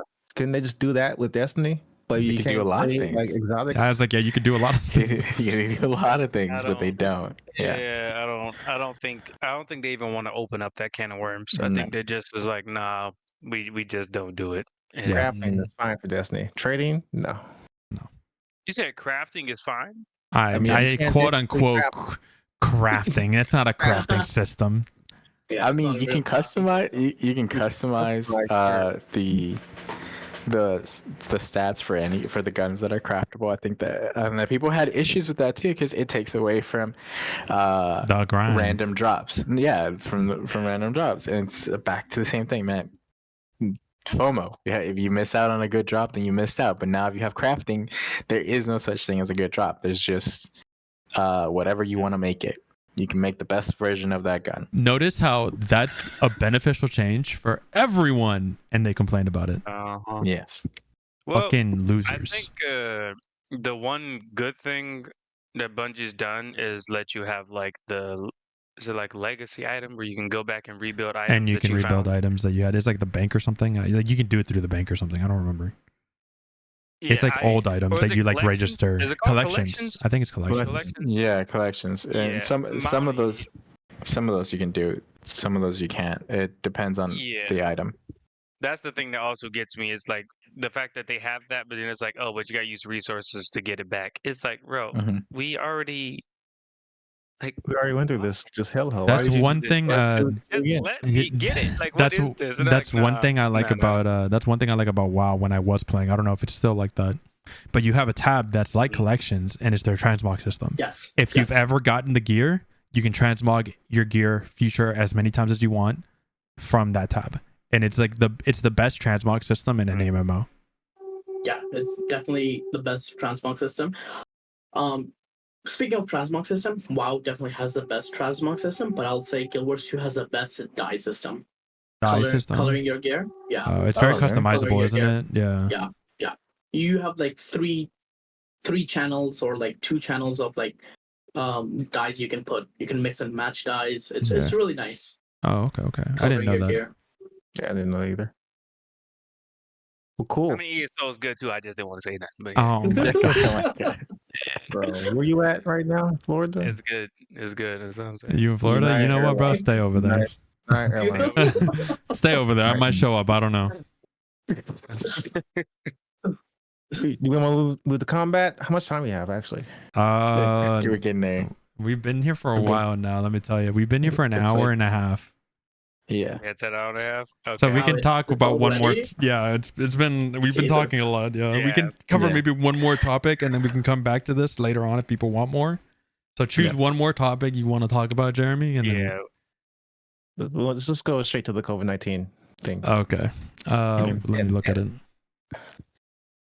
Oh, the And this- effects let's COVID leave the had effect on they had on it, MMOs. which- Well, I don't think it was a specific effect to MMOs. I think it's just a specific effect to gaming in general, right? It was a Yeah. surge in player base on all fronts, Yep. including MMOs. Like I think especially like with the release of like Lost Ark and Lost World. What was the other one? New World. New World. New World. Yeah. People were Oh, willing to yeah, give New those World. games a try, and then people went to like Destiny. Some people went to Warframe. A lot of people went to Final Fantasy. People went to WoW. ESO. So it was just ESO. I'm sure there was a surge in there. You know, and the last effort. 76. Fallout 76 did get a major resurgence, honestly. Mhm. So I think it wasn't an effect specifically on MMOs, Mhm. but in general, Gaming in general. general was a massive surge. And Mhm. that way people know what I'm talking about. In the outline it says the effects of COVID on MMOs in general. So yeah, I think it was just gaming in general. It was such a massive boost because no one. I mean, what else are they gonna do? They were stuck inside. It's Yeah. either you're just stuck on site reading, watching TV or Netflix, or you're playing video games. Like, what else are you gonna do? Yep. Yeah. I feel like the MMO space and stuff like Fortnite, which I don't even know what to classify Fortnite as at this point. The battle royale. It's still BR, Well, but it has no, other yeah, elements. Is it really though? Like, is it It's really? Because that- people okay. don't log on for the BR. They don't. Oh, like, really? Obviously, that's the mode to play, but they're logging on to see skins and be in some weird little meta. I mean, sure, whatever the there's hell, probably a like- large, but I Oh. think most people, at least like everyone that I see that's still playing Fortnite, they're still queuing up Mhm. for BR, whether it's build or no build. And then occasionally I they go think- have the fun on the side stuff, you know? I think no build mode was Yeah. the best idea of Fortnite. Dude, honestly, the no build is the reason I even Yeah, played same. Fortnite recently. And like if a Exactly. friend asked me, hey, you want to play some Fortnite? I was like, no build? And they say yes, I'm hopping on. Yeah, because it's decent. It's good. Well, it's more than decent. It's pretty good. Well, Yeah. I know we talked about it last time. I didn't mean to do that, but it's funny. No. I know we talked about it last time, but he was really wanting a no build, only guns mode. No that extra like God No crap, all those extra vehicles, all that drops, no stuff. vehicles. Yeah, just guns. Just bare bones BR. I'm all for it. Yep. I'm actually down for Hell that. yeah. I'd I'm all play it. for it, dude. Well, no Nicki Minaj why you got the in creator the mode. house. Yes, So sure. you got the creator mode, The creator mode. which, by the way, It's- this is It's fucking good completely too. sidebar. Do you know how much those creators are making? Oh, a shit ton No. of money. Or are they not Like- making any? No, million Yeah, I was about to say because I think Wow. who was it? for a game mode. Oh, a game mode. Those creatives. What? Okay, Yes, no, those I thought you were creators. talking about like the Whoa. people that are on their creator program that have like their code that they put in when they make purchases. No, They Yeah, you don't make that's even what I bank. need the thought. code. Oh. You don't even need the code stuff. Oh. No, the Fortnite Like so, creator like when stuff. you go into the creative thing and you download a game mode or like a map, like those. Yep, and it Oh, says okay. yep, them pools. One of them, I looked it up on the thingy. I think they're making like 1.2 a month. Jesus. What the And it's hell? and the game modes that people are playing. That's what I'm saying. Like people Yeah. are not even on Fortnite for BR at this point. It's Maybe literally you're because not. they want Maybe to it's see the their creative skins, stuff. and they're just they just want to be involved in some weird shit. It's becoming the new Roblox. Like I think they're overcoming Roblox for just some fucking. This is just a game of things. Like at this point, Right. just do what you want because they have an only up game mode. They have Bed Wars, which is They have a literally just Guitar Hero. bouncing beds. They have Guitar Hero. Yeah, like so much weird shit. People are just like, yeah, let's just do this. Like,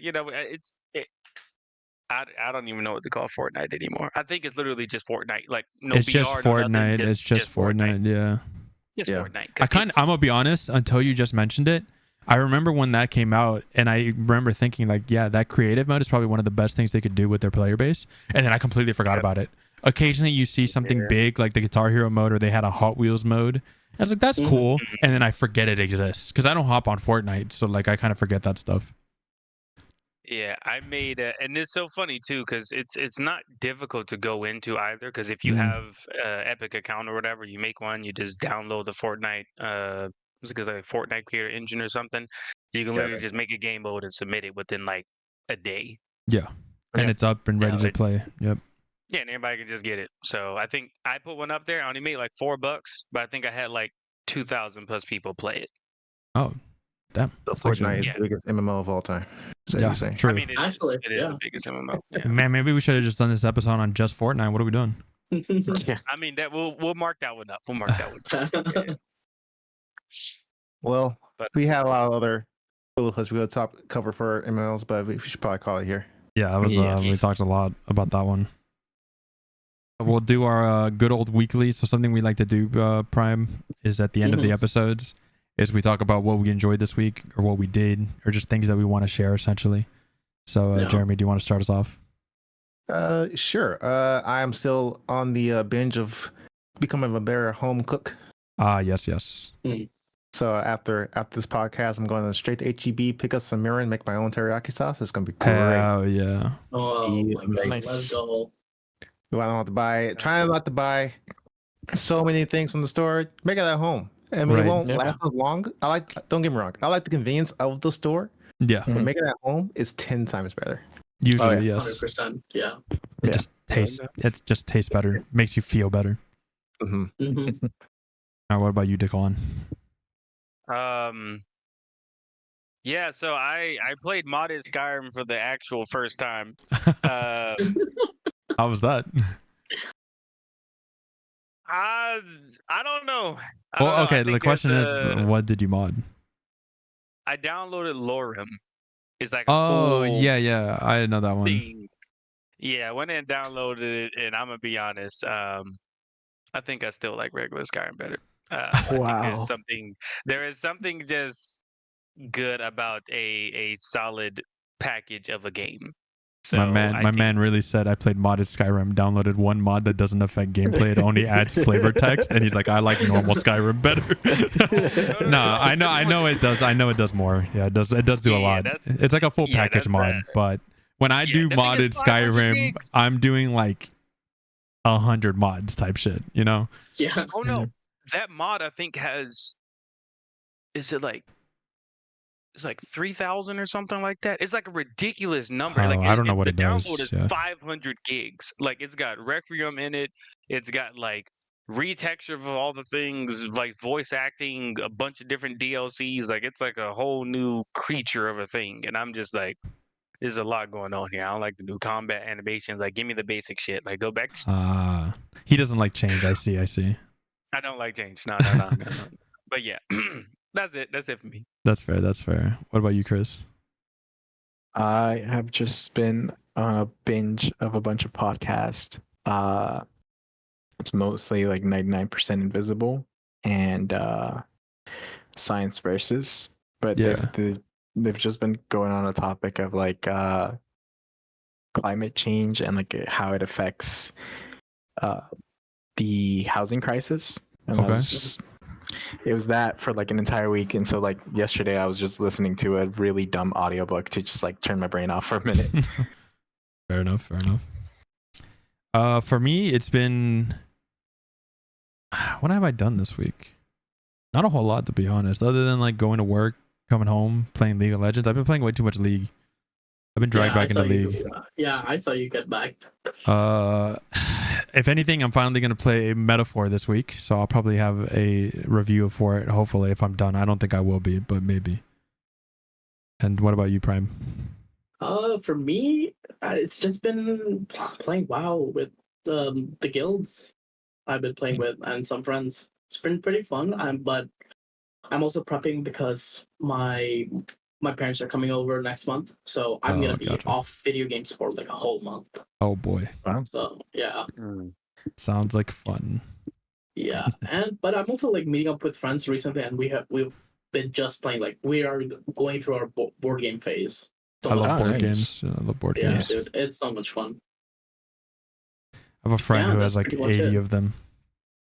So whenever we go to board games, it's like, all right, call Justin. Where's he at? He brings his fucking tub full and walks around with it. All right, we'll go ahead and one more thing. Yeah, go ahead. I finally got out of Magic addiction. Are you done with Magic, or are you just done collecting because you went crazy? I'm done collecting. I play like very scarcely now. Okay, because I only play occasionally. Like I'll grab some of my friends will be like, you want to play some Commander? And it's like, yeah, sure. And then I'll play a few games and then I don't touch it for like months. Yeah, I'm transitioning to that. Okay, yeah, because this fucking guy is like, hey bro, you play Magic? I was like, yeah, I've been collecting for it. He's like, oh, I just started, and then proceeds to build 6 high budget like $1,000 decks within like a month. Dude, that was a bad time. I know a group of people who play. He has like Magic Night like every, I think, Monday or Wednesday. Yeah. Yes, I mean I don't mind if you do that regularly, but like, come on, bro. There's other things to do too. I don't want to just do the same thing every week. You know. So I guess we'll go ahead and finish it off there. Thanks Prime for joining us to talk about WoW and Guild Wars, since I don't have a whole lot of experience there. None of us do. And we'll go ahead. Go ahead. No. The main, I only know about WoW and a little bit of Guild Wars because I haven't played since 2018. But thank you for having me. Yeah, no problem. So thanks again. So we'll see you guys next week. Thanks for listening. Peace. Bye. Peace. Goodbye.